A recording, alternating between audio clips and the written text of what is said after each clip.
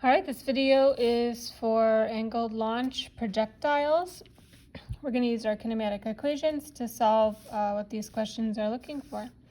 Number one says the baseball is thrown at an angle of 25 degrees relative to the ground at a speed of 23 meters per second. If the ball was caught 42 meters from the thrower, we're going to find how long it was in the air, how much time did it take to reach its highest point, how long did the ball travel before being caught. Oh, how high, right? We already have the how long. All right, so for all of these, we're going to write our T-chart just like we did for angled launch problems. What's been given to us in the problem? So my velocity is 25 degrees at 23 meters per second squared. The only difference between angled launch and horizontal launch is you have to resolve your velocity vector into its horizontal component and its vertical component. So now our horizontal and our vertical directions both have an initial velocity. So we're going to use trig functions, right, our horizontal and our vertical direction. So I want my adjacent leg of my triangle is the horizontal leg. So I want to use cosine. Theta is my adjacent over my hypotenuse. Right, this is going to be for the y direction. So my adjacent is for the x direction is my horizontal velocity, my velocity in the horizontal direction. And my hypotenuse is my total velocity. And I have my theta. So I don't have my velocity in the horizontal, so I need to rearrange my equation. So that gives me my total velocity. Cosine theta is going to give me the velocity in the horizontal direction. And we'll do a similar thing for the velocity in the vertical direction. So my vertical leg is opposite my angle. So I want to use sine for this. So my V total sine theta is going to be equal to my opposite leg of my triangle. Right, my opposite leg is the velocity in the y direction. So with this, I can identify what my velocities are in my chart. So my velocity in the horizontal direction is going to be equal to 23 cosine 25. My velocity in the initial velocity in the vertical direction is going to be 23 sine 25. Let's figure out what those are.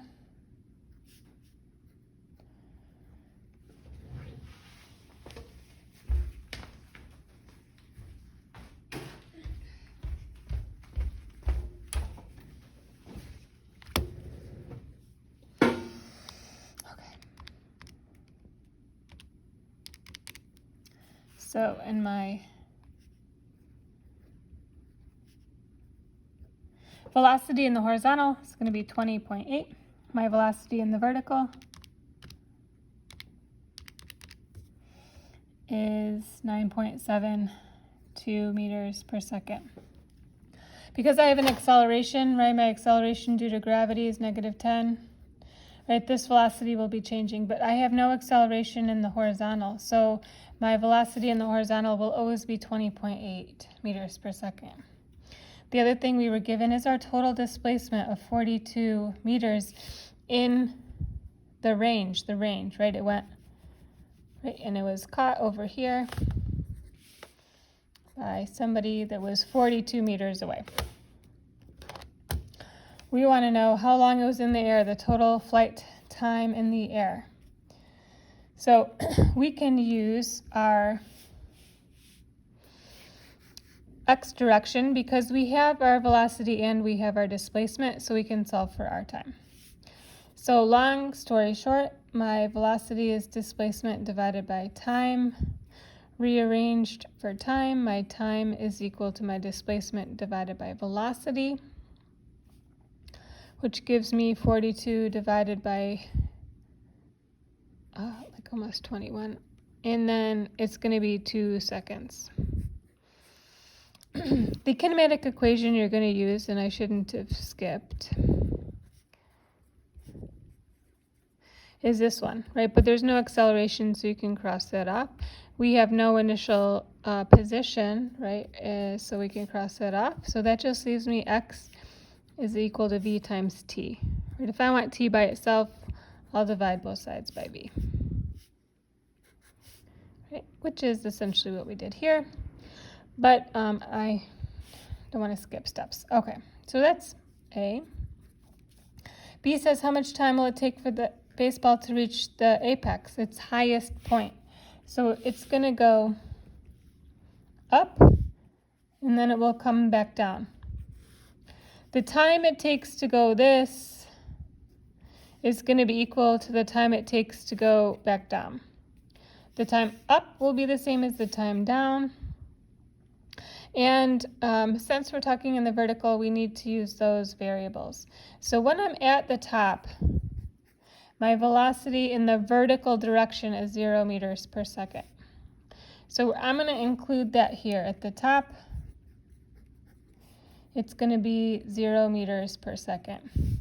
My final velocity when it's back down here is just going to be negative what I started with, right? If I started with a vertical velocity of 9.72, my vertical velocity over here is going to be negative 9.72. So, but we're asking when it's at its highest point. So I'm going to use 0 for my final velocity when I plug it into my equation. The question asks how much time. So if I have my final velocity, acceleration, initial velocity, and I'm looking for time, I need to use the kinematic that has those variables in it. Right? We do not have a displacement yet in the y direction, so we can't use any equation that has displacement.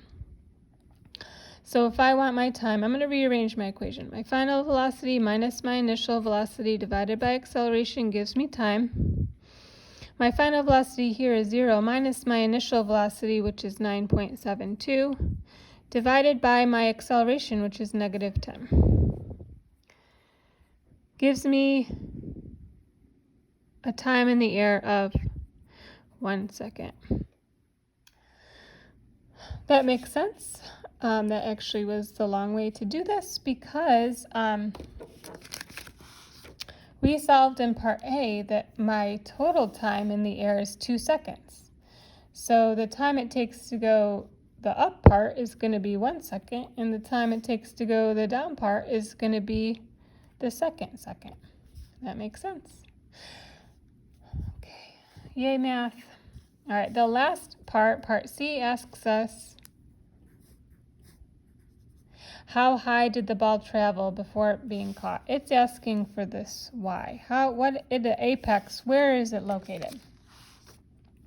So we're going to use our vertical variables, and we're asking for y. How high did it go? Right, my initial y, my y sub naught is going to be 0. Right, and we're looking for how high it went. My final position, or my position at the top of the flight. So we will use the kinematic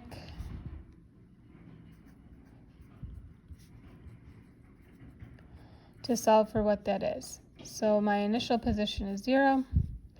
My initial velocity is 9.72 times my time of 1. We're using 1 because we are only at the height. We've only gone halfway. And then we plug in our acceleration and our time. You want this number to be positive because we went from a lower position to a higher position.